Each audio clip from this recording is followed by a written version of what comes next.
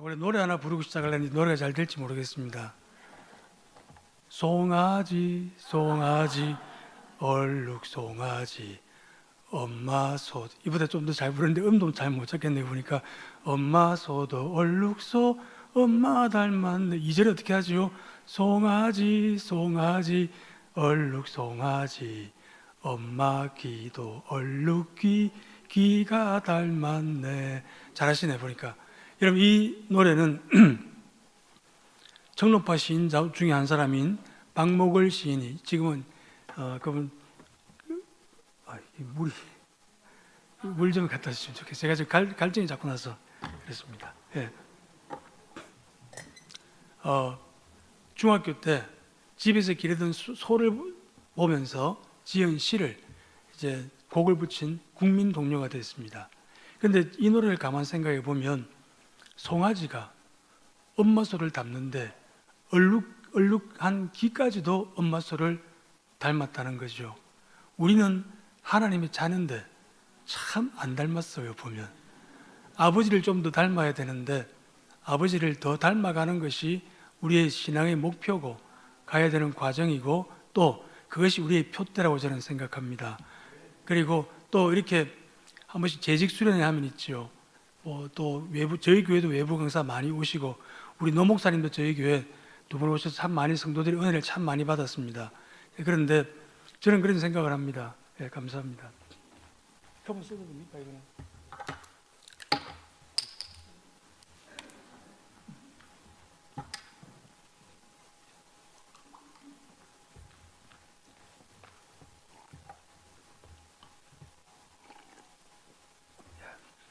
됐습니다. 제가 하죠.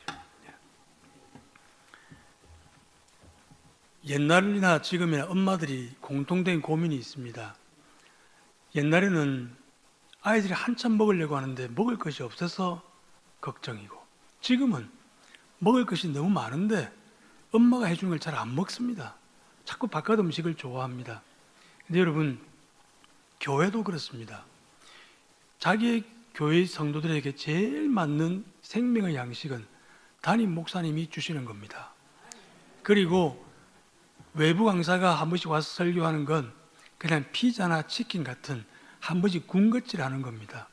군것질 좋아하지 마시고 생명의 양식, 담임 목사님이 여러분들을 제일 잘 아시고 몸 상태와 건강, 영육간의 상태를 제일 잘 아는 담임 목사님이 주시는 그 말씀에 항상 귀를 기울이시고 그 말씀이 여러분들의 표준이 되시고 그 말씀대로 잘 순종하시기를 주님의 이름으로 축원합니다.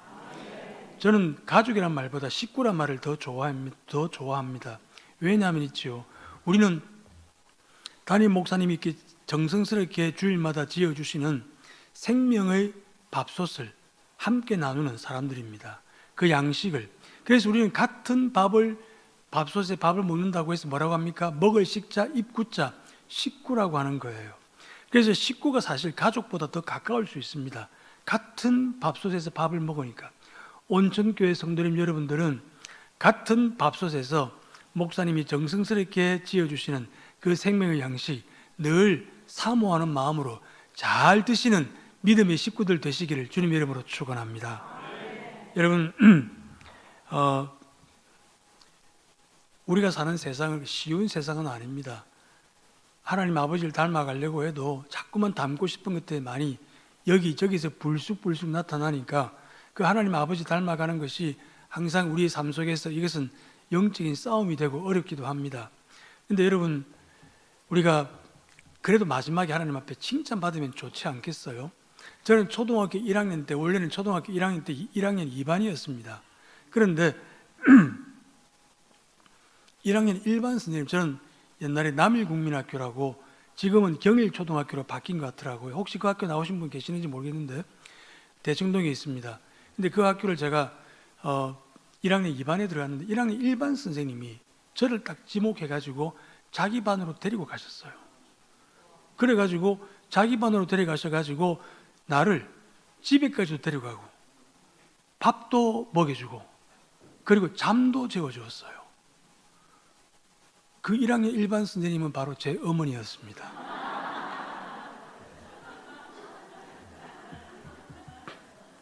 그 지금도 기억납니다. 숙제를 하고 나면 잘하면 참 잘했어요. 도장 찍어주고. 예, 그게 참 지금도 기억이 납니다. 우리도 하나님 앞에 섰을 때 참 잘했어요. 그 도장 지금부터 열심히 여러분들이 숙제장이나 여러분들의 참고서나 교과서에 많이 받으면 참 좋겠습니다. 잘하려면 우리가 주님을 따라가야 되죠. 리스트라고 하는 유명한 피아노의 시인이 있었습니다. 유명한 분인데 어느 한 조그만 마을에 무명의 피아노를 치는 피아니스트가 리스트의 제자가 와서 연주회를 연다라고 아주 큰 포스터를 붙였습니다. 그래가지고 이제 표를 팔고 연주회 날이 다가왔는데 아니 진짜 리스트가 그 마을에 온 겁니다. 그러니까 이 사람이 얼마나 놀랐겠습니까? 리스트한테 한 번도 배워본 적이 없는 사람이 리스트의 제자라고 했으니까. 그래서 이 사람이 리스트를 찾아갔습니다. 호텔로. 선생님 죽을 죄를 지었습니다. 제가. 그러니까 이 리스트가 이 사람을 데리고 텅 빈 연주회장으로 가서 피아노를 한번 치보라고 했답니다. 얼마나 긴장했겠습니까? 그래도 피아노를 좀 쳤습니다. 치고 나니까 몇 가지를 지적해 주었습니다. 요거 좀 고치고 요거 조금 타치를 잘하면 좋겠다. 그리고 난 뒤 이 말을 했습니다. 자네 나한테 배웠으니까 이제부터 내 제자라고 해도 되네. 얼마나 감격했겠습니까? 제자는 스승에게 배워야 제자입니다. 자녀는 부모를 닮아야 자녀이고 제자는 스승에게 배워야 제자가 되는 겁니다. 하나님 아버지를 닮은 자녀로서 예수님이 제자답게 예수님 닮아가는 일에 더 노력하면 참 좋겠습니다. 그리고 여러분, 부활은 역사적 사실입니다. 오늘 본문은 부활하신 주님이 제자들에게 나타나신 그 사건을 우리가 너무 잘 아는 의회의 기적 사건입니다. 여러분, 주일이라고 하는 것이 얼마나 대단한 날입니까?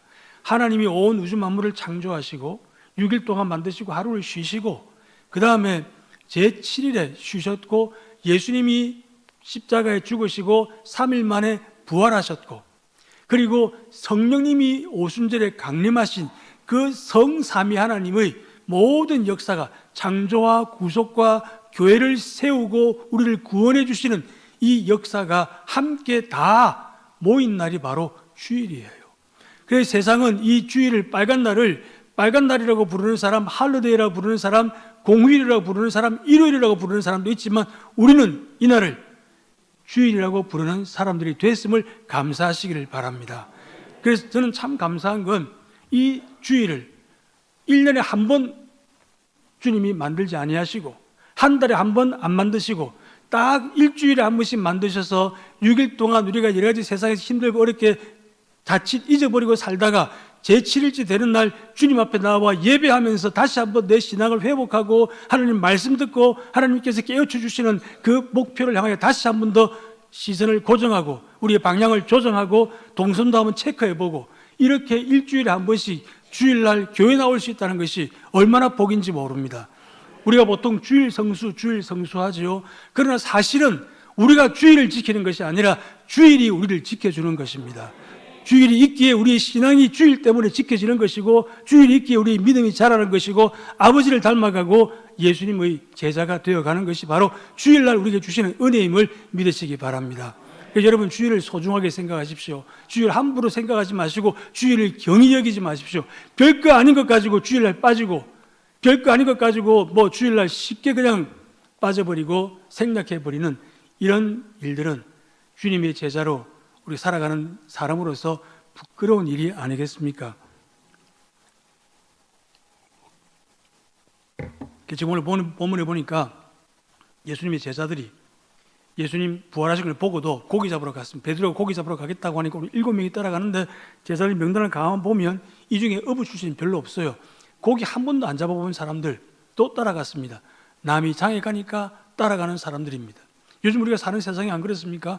누가 어디 좋다면 우르르 몰려가는 겁니다. 이게 옳으냐 그러냐를 따지지 않고 조금 좋아 보이고 조금 유익이 있을 것 같으면 그냥 다 따라가는 세상입니다. 쉬운 세상이 아닙니다. 살아가는 세상이. 그래서 제자들 결국 따라갔지만 한 마리 못 잡았습니다. 어부인 베드로도 그렇고 한 3년 쉬었으니까 실력이 좀 줄었는지 한 마리도 밤에 못 잡았어요. 다음날 허탈했습니다. 오늘 본문에도 그날 밤에 나가서 나가서 배에 올랐으나 그날 밤에 아무것도 잡지 못하였더라 그랬습니다. 결국 이게 우리 인생의 한 단면이라고 보여집니다. 몇 년 전에 예비군 총기 사건이 있었어요. 예비군 훈련장에서 사격 시간에 한 예비군이 자기에게 지급된 실탄을 가지고 그냥 자기 목을 쏘아서 자살하고 말았습니다. 그런데 그 예비군의 호주머니에 유서가 나왔습니다. 뭐라고 적혔는지 아십니까? 늙는 것이 서럽다. 예비군의 나이는 24살이었습니다. 그만큼 우리가 살아가는 데 있어서 인생의 연수도 제대로 헤아리지 못하는 안타까운 젊은이 있는 겁니다. 성경만 조금만 알면 인생의 연수를 계산해보고 남은 때를 생각하고 하나님이 정하신 때가 무엇인지를 전도서 말씀을 조금이라도 읽어보았다면 그런 극단적인 비극을 그가 자초했겠습니까? 잘 먹고 잘 살기 위해 무한 경쟁하는 사회에서 나고 되면 모두를 다 정오하게 되는 겁니다. 나보다 잘 사는 사람은 다 싫은 겁니다. 그것이 바로 우리가 사는 세상의 한 단면이기도 하는 것입니다. 그래서 세상 사람들은 이곳저곳을 기웃거립니다. 어디 가면 좀 좋을까? 어디 가면 나에게 유익이 있을까?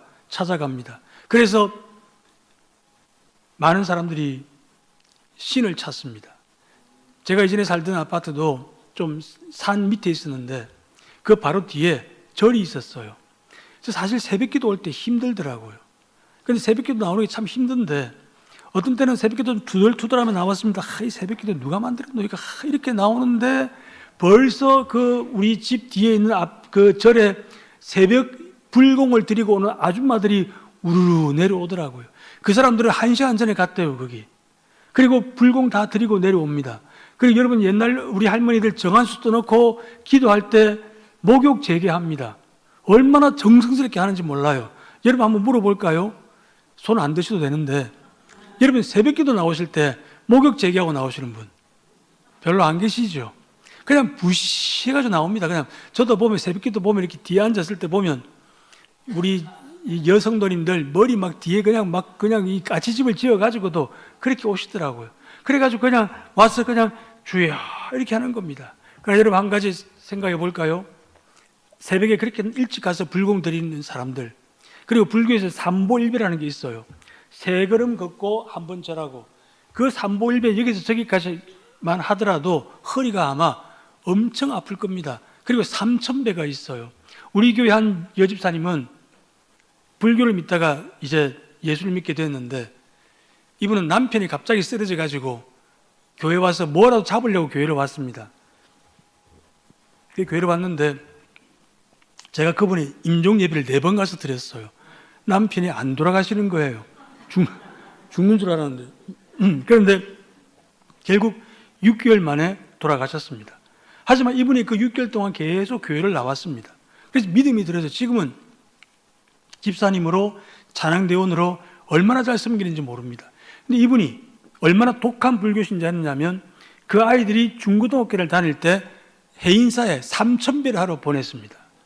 그 아이들이 3,000배를 했다면 엄마가 안 하면 안 된다고 하니까 그렇게 했습니다. 그런데 그분이 간증도 그랬지만 여러분 3,000배를 하고 삼보일배를 하고 새벽에 목욕 재개하고 기도를 드리고 불공을 드려도 한번 물어보겠습니다. 그들이 드리는 그 정성스러운 기도 들어주는 신이 있습니까? 아무도 없습니다. 그런데 우리는 어찌합니까? 새벽에 세수도 안 하고 푸시하게 나와가지고도 아버지 하면 그래 안다 네가 또 왔지 힘들지 뭐라고 해도 중얼중얼 해도 앞뒤가 안 맞아도 내 그 말 이제 98번만 더 들으면 100번이다 그만해라 이렇게 하지 아니하시고 그래 왔구나 그래 네가 얼마나 힘들면 또 왔노 이 아침에 우리는 있죠. 참 감사한 건 저는 한 번씩 생각할 때마다 너무 감사한 건 우리가 드리는 기도를 들어주시는 하나님이 계신다는 사실입니다. 하나님 안 계시면 우리가 드리는 기도는 전부 다 헛것이에요. 우리가 오늘 이렇게 모여서 예배 드리는 거 재직들 수련하는 거 더 충성해 보자고 하는 거 다짐 다 헛일입니다. 하나님이 계시는 것이 얼마나 다행입니까? 얼마나 감사한 일입니까? 제가 살면서 확실히 깨달은 진리는 하나님이 살아계신다는 것입니다. 온전교회가 서 있는 것이 하나님이 살아계신다는 증거인 줄로 믿습니다. 하나님이 계시기에 온전교회 귀한 목사님 보내주셨고, 저 노정강 목사님 잘 압니다. 동기라서. 우리 학교 다닐 때도 아주 선두주자였고 공부도 아주 잘하셨고, 그리고 또 모든 일에 인물도 저하고 견줄 만큼 인물도 좋고 그렇습니다. 그래서 우리 교회 장로님들 이렇게 두 분 오셨습니다. 아까 소개했지만 제가 어디 갈 때마다 꼭 장로님들 같이 따라오세요. 전석이, 현석이 장로님이신데 또 제가 또 길도 잘 모르니까, 길도 좀 어리버리하니까 길도 차도 이렇게 운전도 해주시고, 또 제가 다른 교회 가서 엉뚱한 소리 하나 감시도 하고 이래야 되니까 항상 따라오십니다. 제가 온천교회 장로님하고 우리 교회 장로님들하고 공통점이 하나 있다는 걸 생각합니다. 다 탁월한 식견이 있으세요. 담임 목사님을 잘 이렇게 모실 수 있는, 용서하십시오. 저는 온천교회는 그렇습니다. 그래서 여러분들 좋은 목사님 이렇게 모시고 신앙생활 하는 것, 이것도 하나님 앞에 드리는 늘 감사기도 제목이 꼭 되기를 간절히 소망합니다. 짜고 하는 건 절대로 아닙니다. 요즘 그렇게 짜고 한다 통합니까 어디? 여러분, 예수님께서 이들을 만나셔서 찾아가셨습니다. 너희들이 고기가 있느냐? 한 마리도 못 잡았습니다. 그러니까 예수님께서 그물을 뭐라고 했습니까? 네 오른편에 던지라, 그렇게 하셨습니다. 자, 여러분, 우리가 쉽게 생각할 수 있습니다. 그물을 오른편에 던지라. 그럼 그래 던지면 되는 거죠. 하지만 있죠, 이미 밤이 맞도록 한 마리도 못 잡았으면 그물을 다 이제 걷습니다. 그물을 걷고 다 정리하고 있을 때입니다. 그때 다시 던지려면 굉장히 귀찮습니다. 그걸 그냥 그물 그냥 훅 던지면 되는 걸로 생각하는데, 저도 잘 모르지만 그렇다고 합니다. 어업에 종사한 분들은 다시 던지려면 다시 배머리를 돌려야 되고 피곤해 죽겠는데 밤에 한 잔도 못 자고 허탕 쳤는데, 안 그래도 심신이 지금 곤비한데 다시 그물을 정리해서 던지려면 그건 여간한 노력이 아니면 쉽지 않은 겁니다. 여러분, 이런 것들이 순종에는 필요한, 우리가 치러야 될 대가이기도 하는 것입니다. 여러분, 저는 우리나라의 한국 영화 중에서 지금까지 제일 최고의 관객 동원 기록을 가지고 있는 영화가 혹시 여러분 뭔지 아세요? 예, 여러분들은 다 말씀과 기도에 경건의 열심을 하니까 영화 잘 안 보셔서 잘 모르죠. 명랑해전이 명랑입니다. 이순신 장군의 그 명랑해전의 그 승리를, 그 장엄한 전사와 함께 그 장면을 그린 영화입니다. 그래서 그 영화에 보면 유명한, 제가 자꾸 갈증이 나서, 그 영화에 보면 유명한 대사들이 나오지 않습니까? 이순신 장군이 선조 앞에 가서 신에게는 아직도 배 12척이 남아 있습니다라고 말하면서 충분히 할 수 있다고 하고, 사즉생, 생즉사, 죽고자 하면 살 것이요 살고자 하면 죽을 것입니다. 죽기를 각오하고 싸우겠습니다 했죠. 그때 이순신 장군은 울돌목이라고 하는 곳에 가서 전략을 연구합니다. 그 울돌목은 물살이 굉장히 빠른 곳입니다. 300척이나 되는 외선과 12척밖에 안 되는 배를 가지고 싸우려면 중과부적입니다. 그래서 이순신 장군이 세운 전략은 우리 조선 수군의 배가 적 외선들 앞에 가서 얼쩡거리다가 거짓으로 도망가는 척해서 유인해 오는 겁니다. 그리고 울돌목이라고 하는 곳까지 유인해 오고 난 뒤에 거기서 기술을 돌려서 육지에 있는 우리 백성들과 함께 합세해서 총공격을 퍼붓는 겁니다. 그게 바로 명랑해전의 기본 작전입니다. 하지만 이 명랑해전에서 적을 유인해서 울돌목이라는 하는 곳까지 데리고 오고 그 다음에 돌아서서 재빨리 공격을 가하려면 반드시 이순신 장군의 전략을 제대로 수행하기 위해서 필수 조건이 하나 있었습니다. 그건 뭐냐면 조선 수군의 배가 일본 외선들보다 적어도 2배는 빨라야 됐습니다. 옛날에는 동력이 없었습니다. 오로지 동력이라고 하는 바람과 노젓는 것밖에 없었습니다. 자, 그래서 조선 수군들, 배 밑에서 노를 젓던 수군들 죽을 힘을 다해서 노를 저었습니다. 여러분들 그 장면이 혹시 기억나세요? 우통 벗고 새까맣게 그스린 빼빼 마른 사람들, 근육밖에 안 남은 사람들이 온 죽을 힘을 다해서 노를 젓습니다. 왜요? 더 빨리 가야 되니까. 이순신 장군의 뛰어난 전략과 그리고 또 싸웠던 장수들의 그 용맹도 있었지만 명랑해전의 진짜 승리의 숨은 주역들은 바로 배 밑에서 노를 저었던 그 수병들이었습니다. 이들은 앞도 안 보였습니다. 어디로 가는지도 몰랐습니다. 단지 선장의 구호에 맞춰서 가자고 하면 가고 서라고 하면 서고 돌리라면 돌리고 그 구호에 일사불란하게 움직였을 뿐이었습니다. 여러분, 그리스도 일꾼이라고 할 때 일꾼이라는 말은 히포레타스라고 헬라 말로 합니다. 히포 아래, 레타스 노를 젓는 사람. 다시 말하면 그리스도 일꾼이라는 말은 배 아래에서 노를 젓는 사람이라는 뜻입니다. 우리가 다 그렇습니다. 배 아래에서 우리 온천교회라고 하는 이 방주를 함께 저어가는 사람들이 재직입니다. 그래서 하나님께서 세우신 선장 목사님의 명령에 따라서 또 당회의 그런 모든 결정에 따라서 함께 일사불란하게 나아가는 겁니다. 가자고 할 때 가고 서라고 할 때 서고 돌리라고 할 때 돌리고 가자고 하는데 안 가고 서라고 할 때 자기 혼자 배를 저으면 배가 어디로 가겠습니까? 깔아앉는 겁니다.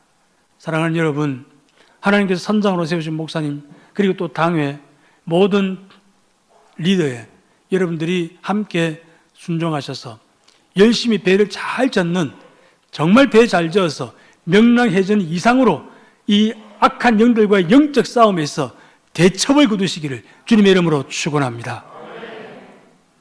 그래서 여러분, 예수님께서 우리 제자들에게 명령하십니다. 오른쪽으로 던져라. 쉽지 않은 일일 것입니다. 그리고 이 일에는 인내와 끈기도 필요합니다. 제가 중학교 때 저희 외삼촌이 교회를 개척하셨습니다. 저희 외삼촌은 주원성 목사님인데 가야 성안교회를 개척하셨습니다. 지금의 성안교회가 저희 외삼촌이 개척하신 잘 모르실 수도 있을 겁니다. 가야에 우리 교단의 대표적인 교회 가운데 한 교회라고도 할 수 있는데 거기 제가 이제 외삼촌이 개척하셨으니까 그 교회를 다녔습니다. 제 그 외삼촌의 아들이 제 사촌 아닙니까? 그런데 저하고 나이가 같았습니다. 그러니까 둘이서 중등부 예배 시간에 둘이 앉아서 뒤에 앉아가지고 뭐 했냐면 전도사님 설교 안 듣고 뒤에서 책상 밑으로 손 넣고 묵집바 했습니다. 그러니까 한 사람은 목사님 아들, 한 사람은 목사님 조카, 둘이서 묵집바를 하는데 뒤에서 갑자기 선생님이 삼각 스케일이라고 있어요. 그때 옛날에 제도할 때 쓰는 거 묵직한 거 굉장히 아파요. 그걸 가지고 깎아머리 뒤에 막 사정없이 둘을 탁탁 때리더라고요. 선생님은 믿는 구석이 있었어요. 이 아이들은 아무리 맞아도 다음 주일 확실히 나올 아이들이니까. 그래가지고 그게 혹이 날 정도로 아팠습니다. 물론 다음 주 계속 교회 나갔습니다. 그래서 제가 목사까지 안 됐겠습니까? 사랑하는 성도님 여러분, 신앙의 인내가 필요합니다. 하다 보면 별거 아닌 일에 삐지기도 해요. 별거 아닌 일에 상처 입습니다. 교회 올 때 우리 온천교회도 성도수가 많으니까 주차장도 비좁지 않겠습니까? 아무리 넓어도. 그러면 주차장에서 여러 가지 이런 갈등이 생깁니다. 옛날에 우리 교회 한 성도는 주차장에 들어오다가 안내하는 주차장이니까 부딪혀가지고 너무 막 좀 말을 조금 이렇게 친절하게 안 하다 보니까 막 그냥 그 때문에 교회를 떠나버렸어요. 이유가 뭐냐니까 교회 주차가 불편해서 못 오겠대요. 여러분 한번 물어봅시다. 내가 진짜 몸이 아파서 병을 낫기 위해서 병원에 간다면 병원이 불친절한다고 그 병원 안 갑니까? 내가 이 의사 꼭 만나야 된다면 이 의사를 만나야 내가 병을 고칠 수 있다면 서울이든 어디든 안 가겠습니까? 병원 시설 안 좋다고 내가 불평하겠습니까? 갑니다. 교회 나오다가 주차나 사람들하고 조금 부딪혀가지고 그게 불편해서 교회를 안 나온다는 건 죄송하지만 덜 답답해서 그래요. 정말 내가 영혼에 대한 간절함이 있다면 하나님의 축복을 내가 간절히 바라는 갈망이 있다면 그 정도야 이까이 그런 거 아닙니까? 그리고 우리 경상도 하면 여기가 부산 아닙니까? 이 부산 사람들은 주로 주차 관리하는 분들도 보면 말이 좀 경상도 말이 안 그렇습니까? 서울말처럼 어서 오세요. 네, 이렇게 잘 안 하잖아요. 어서 있어, 요 돼 있어. 이래 안 합니까? 경상도 말이 그런 거 아닙니까? 이런 이야기가 있어요. 지하철에서 타고 있는 한쪽 저쪽에 한 서너 명의 남자들이 계속 떠드는 거예요. 너무. 이쪽 편에 있는 또 1단의 한 남자들이 너무 시끄러우니까 누가 가서 좀 조용히 좀 시키라고 했습니다. 그러니까 서로 안 갈라다가 그래도 한 사람을 보냈어요. 너가 같이 좀 조용히 시키라고. 경상도 남자들이 대기 떠들고 있었어요. 이 경상도 남자들이 떠드는 소리가 큽니까? 그러니까 가서 서울말로 좀 조용히 해주실래요? 이렇게 했습니다. 한 경상도 남자가 이렇게 말했답니다. 이카이 말캉 니카이가 이 무슨 말인지 압니까? 예, 통역이 필요합니까? 이카이 말캉 니카이가. 그래, 그 말 딱 듣더니 이 사람이 바로 돌아와서 친구들한테 돌아와서 하는 말이, 봐라, 내가 한국 사람 아예를 안 하더나. 그랬답니다. 그만큼 경상도 말이 좀 거칩니다. 여러분 주차하고 들어오실 때도 좀 덜 친절해도 저분들도 얼마나 힘들겠어요. 추운데 나와가지고 더운데 또 땀 흘려가면서 조금 하더라도 다 받아들이시고, 그래서 다 교회로 예배 드리러 나온 일에 조금 삐진다고 해서 그만두지 마시고 끝까지 인내하면서 순종하면서 따라가 보십시오. 반드시 여러분들이 온전 교회를 통해서 하나님 주시는 큰 은혜가 예배되어 있는 줄로 믿습니다. 우리가 그 은혜 바라보고 사는 사람들 아닙니까? 우리가 하나님 앞에 복 달라 합니다. 기복, 그게 어떻게 기복입니까? 이 세상에 생각해 보십시오. 진짜 복 줄 수 있는 분이 누굽니까? 점쟁이들이 복 줍니까? 무당이 복 줍니까? 대통령이 복 줍니까? 아무도 못 줍니다. 야당 대표가 복 줍니까? 안 그렇습니다.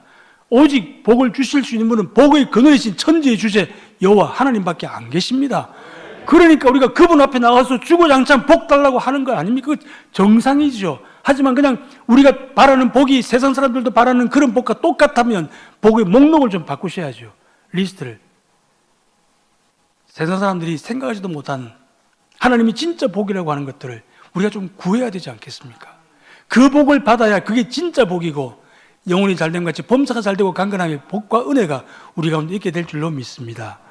여러분, 그래서 인생에 참 중요한 원리, 주님께서 오른쪽으로 던지라고 하십니다. 자, 한번 물어봅시다. 왼쪽으로 던지라고 했으면 고기 잡았을까요? 예, 그렇죠. 역시 옹천교회 수준이 있습니다. 왼쪽으로 던지라고 해도 마찬가지입니다. 핵심은 오른쪽이냐 왼쪽이냐 앞이냐 뒤냐가 아니라 주님이 지시하시는 곳입니다. 주님이 말씀하시고 주님이 가르치시는 바로 그 방향, 거기가 바로 축복이 예비된 곳입니다. 거기가 순종의 자리라고 하는 것입니다. 내가 판단하지 마십시오. 내가 결정하지 마시고 내 생각과 그리고 내 경험이나 그리고 세상의 여러 가지 논리를 가지고 결정하거나 선택하지 마시고 언제나 주님의 지시와 인도를 받으십시오. 거기에 정답이 있는 것입니다. 여러분, 그래서 중요한 것은 주님이 던지라고 하시는 그곳에 인생의 그물을 던져야 되는 겁니다. 해운대에서 가끔 요트 경기를 합니다. 신기한 것은 바람은 똑같이 같은 방향으로 불고 있는데 배는 각각 다른 방향으로 가는 겁니다. 결국 무엇이 그렇게 차이를 만듭니까? 같은 동풍이 불어도 어떤 배는 동쪽으로 어떤 배는 서쪽으로도 갑니다. 그것은 도서의 방향입니다. 하나님의 은혜는 우리에게 온전 교회를 통해서 일정하게 담임 목사님을 통해서 우리에게 불어주십니다.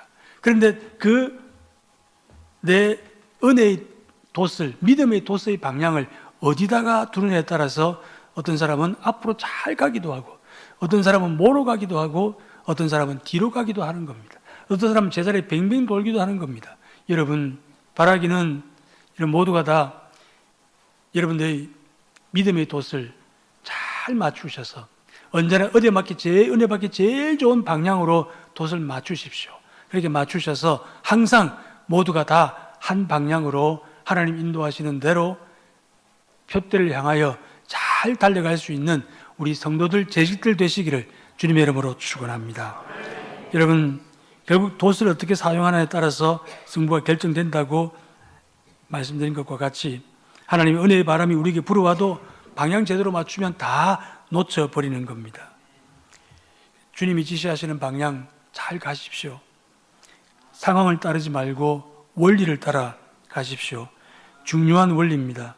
여러분, 어떤 사람은 줄담배를 피우고 아침에 일어나면 담배 피워서 하루에 담배를 20개 이상을 피워도 90까지 사는 사람도 있습니다. 윈스턴 처칠이 그랬습니다. 골초 중에 골초였지만 그 당시에 90까지 살았습니다. 어떤 사람은 중학교를 다니다가 학교를 집에 때려치우고 검정고시를 공부해서 고등학교 입학, 대학 입학, 검정고시를 공부해서 고등학교 3년을 뛰어넘고 1년 반 만에 서울대학교에 입학한 사람도 있습니다.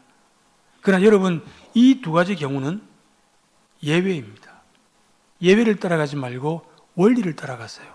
담배 피우면 안 됩니다. 학생은 학교를 성실히 다녀야 됩니다. 이것이 원리입니다. 신앙도 한탕주의 같은 거 생각하지 마시고 믿음 생활 체계적으로 잘 하시는 그 원리를 따라가십시오. 뭐 하나 잘 된다고 해서 거기 그냥 솔깃하지 마시고 그렇게 가야 되는 겁니다. 여러분 꼭 기억하실 것은 믿음이란 눈앞에 보이는 상황이나 경험보다 하나님께서 지시하시는 방향을 바라보는 겁니다. 무엇보다도 하나님을 바라보는 겁니다. 우리가 이렇게 한번 따라해 볼까요? 예수를 바라보자. 자, 예수님 어떻게 바라보면 눈에 보입니까? 예수님을 바라보자고 하는 말은 우리 주님의 말씀과 주님의 모든 우리를 향하신 그 뜻을 늘 묵상하고 말씀과 기도 가운데서 우리 주님과 함께 교제하는 겁니다. 그러다 보면 우리가 점점 주님을 닮아가는 것입니다. 외모는 안 닮을 수 있습니다. 외모는 아무리 여러분 기도하고 은혜 받고 한다더라도 없던 쌍꺼풀이 생긴다거나 낮은 코가 높아진다거나 이런 경우는 거의 없더라고요. 하지만 여러분 사람은 있죠. 처음 만나더라도 그 사람의 외모보다도 눈의 생김이나 코가 어떻게 생겼다는 것보다 더 오래 기억 남는 것은 인상이에요.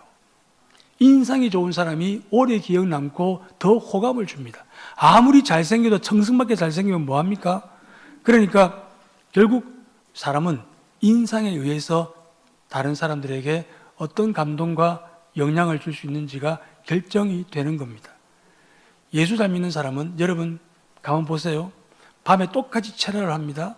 어떤 사람은 노름방에 가서 고스톱 치면서 철야하고 나온 사람은 얼굴이 누르팅팅해요.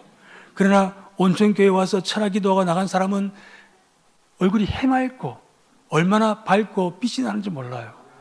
그게 뭡니까? 그게 결국은 주님과의 교제 가운데 주님의 빛을 받아서 하나님께서 우리 인상을 환하게 해주시는 겁니다. 기도 많이 하면 하나님께서 인상도 환하게 해주실 것 같아요. 선보러 가는 남녀들 기도하고 가세요. 하나님께서 인상 더 좋게 하셔가지고 꼭 기도할 때 좋은 사람 만나게 해달라고 기도하시고 또 빠뜨리지 말아야 될 기도가 있습니다. 하나님, 나는 저 사람이 좋은데 저 사람이 나를 싫어하지 않도록 저 사람 마음에 나도 꼭 들게 해주세요. 예. 그래서 하나님께서 나에게 하나님이 주시는 매력으로 내 모든 것을 다 다듬어 주시고 가꾸어 주세요.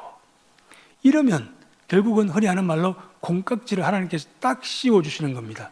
근데 그 콩깍지를 결혼할 때까지만 씌워 주시는 것이 아니라 50년, 60년, 70년 씌워 주시는 거예요. 그렇게 우리 아멘 하는 분들 다 생각이 좀 이상한데 심포가.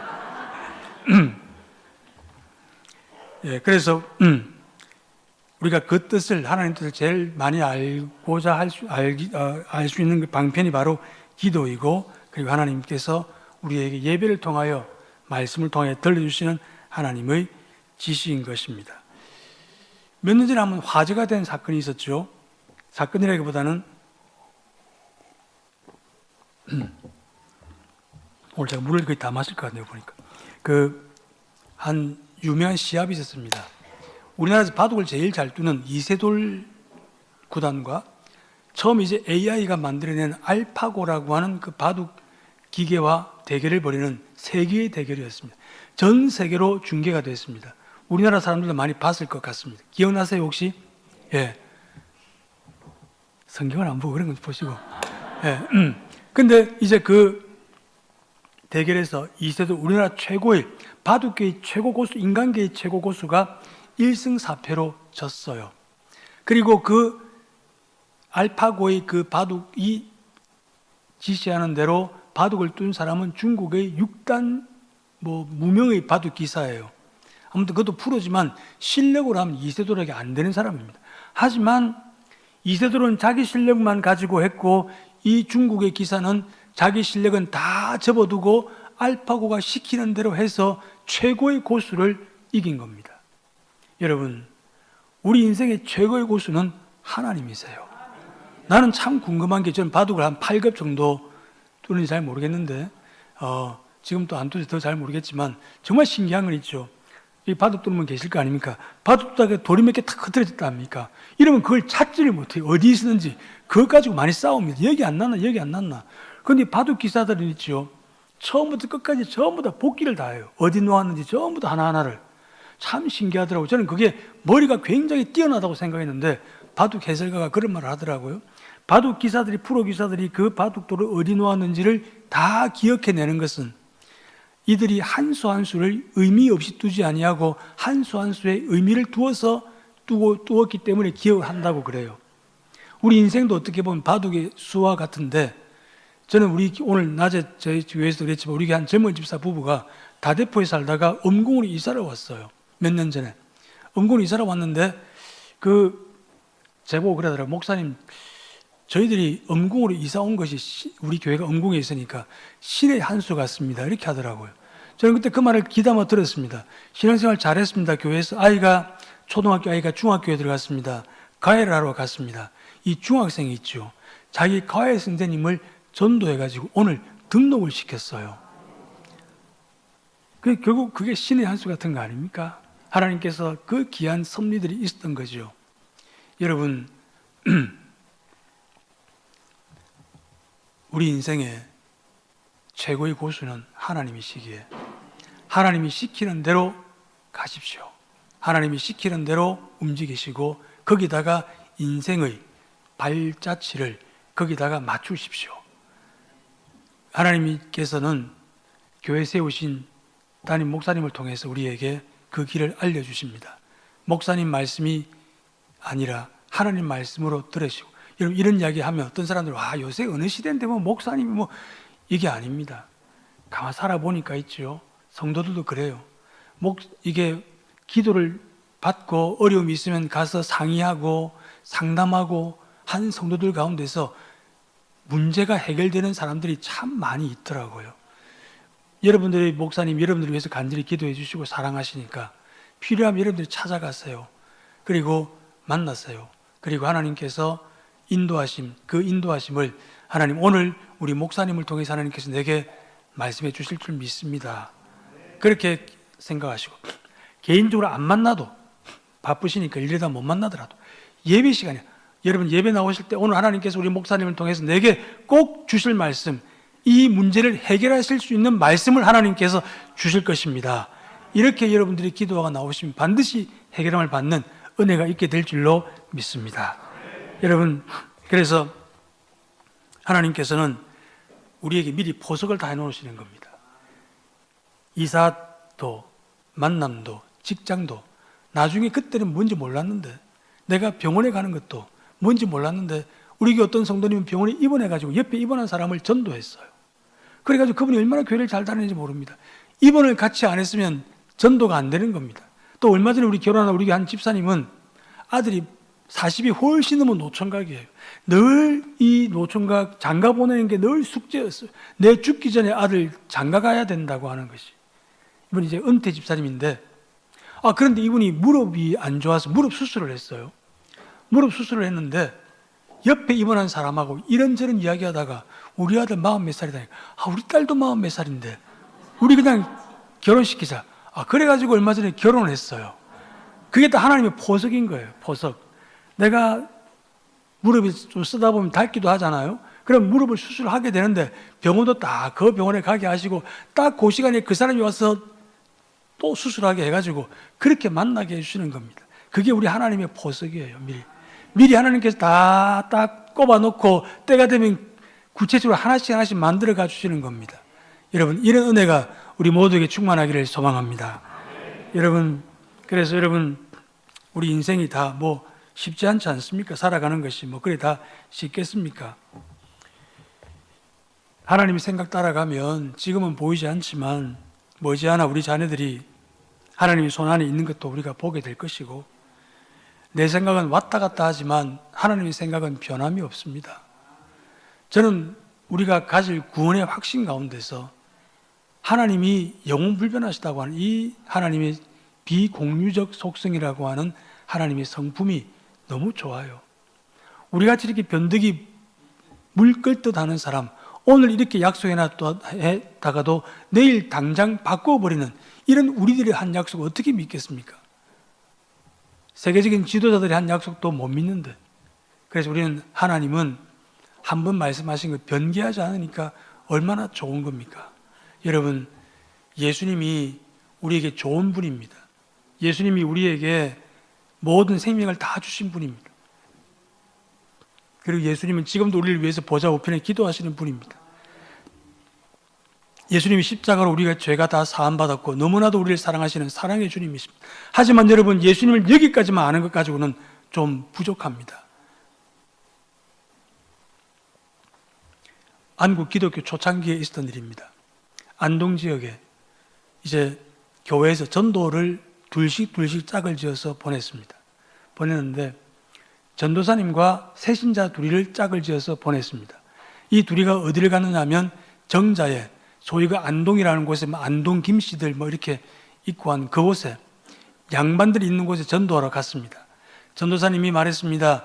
어르신들 예수 믿으십시오. 예수 믿으십시오. 그러니까 한 어르신이 이렇게 말하는 겁니다. 아니, 이 보시오. 예수 하는데 도대체 예수 성씨가 뭐요? 안동 김씨요, 전주이시요. 그 성씨도 없고 그 쌍놈 아니요 그거. 그러니까 전도사님 말이 딱 막힌 겁니다. 그러니까 옆에 있던 새신자가 탁 튀어나오면서 아이고 어르신들 그것도 모르세요. 예수님 성이 주씨예요. 주 예수. 그렇게 하더랍니다. 여러분, 예수님은 주님이십니다. 예수님은 우리의 주이시기 때문에 여러분, 그 예수님을 나의 주님으로 온전히 모셔드리시기를 바랍니다. 멀리 계시는 좋은 분, 우리 그냥 사랑만 하시는 분이 아니라 예수님은 나의 주님이 되실 때 내가 그분의 것이 되고 그분을 따라가는 것이 되고 그분을 닮아가게 되고 그분과 함께 동행하는 복된 삶을 누리게 되는 것입니다. 여기와 가까운 해운대에 몇 년 전에 일가족 5명이 동반 자살하는 참 안타까운 사건이 있었습니다. 해운대 최고급 아파트에 있는데 생활고를 비관해서 비싼 월세를 못 내어 전세금 다 까먹고 며칠까지 집을 비워달라는 통보를 받고 결국 그 통보받은 3일 전에 일가족 5명이 자살을 했습니다. 부산 해운대에서 몇 년 전에 일어난 참 안타까운 사건이었습니다. 이 사람들이 가장 힘들었던 것은 남들 보기에 우리가 이렇게 돈도 없이 이렇게 쫓겨나서 되겠나 하는 그런 생각이었습니다. 좋은 집에 살아서 남부러운 생활하는 것 같았지만 그들은 물질의 그물이 찢어져서 다들 고학력자임에도 불구하고 그런 어려움을 당했습니다. 제가 이제 말씀을 맺어가려고 합니다. 그물을 오른편에 던졌습니다. 거기에 엄청난 고기가 153마리가 잡혔습니다. 여러분, 어떻게 해서 그 고기들이 거기 왔겠습니까? 예수님이 갈릴리 바다에 있는 물고기를 모아주시면 다 모이게 되는 겁니다. 온 천지 만물을 창조하시고 바다 물속까지도 정확하게 꿰뚫어 보시는 분이 그 시간에 그 자리에 고기를 있게 하신 것입니다. 그러면 되는 겁니다. 그리고 엄청나게 많은 고기가 잡혔는데 성경에 아주 우리가 꼭 주목해야 될 말씀이 하나 있습니다. 한번 따라해 보실까요? 그물이 찢어지지 아니한지라. 여러분, 세상의 그물은 내가 성공하고 아주 뛰어난 지식과 학식을 가진다 할지라도 물질의 그물이 끊어지면 결국 이 가족처럼 됩니다. 내가 또 많은 것을 다 가졌다 할지라도 건강의 그물이 찢어져 버리면 아무것도 남는 게 없습니다. 그리고 이제 내가 살만하다고 생각하는데 자식들이 애를 먹이고 자녀들이 마음을 어렵게 만들면, 자녀의 그물이 끊어져 버리면, 찢어져 버리면 또 우리의 삶은 여전히 힘들어지는 겁니다. 세상의 성공은, 내가 이룬 성공은 그물 하나 어디 찢어져 버리면 다 새어나가고 맙니다. 건강이 새어나가고 돈이 새어나가고 자녀들이 빠져나가고. 하지만 주님이 말씀하신 대로 순종해서 던진 그물은 절대로 찢어지지 않음을 믿으시기를 바랍니다. 우리 온천교회에서 던진 모든 그물들은 하나도, 올 하나도 떨어지지 아니하고 찢어지지 아니하고 그 안에 하나님 주시는 풍성한 수확들이 넘쳐나는 우리 여러분들 되시기를 주님의 이름으로 축원합니다.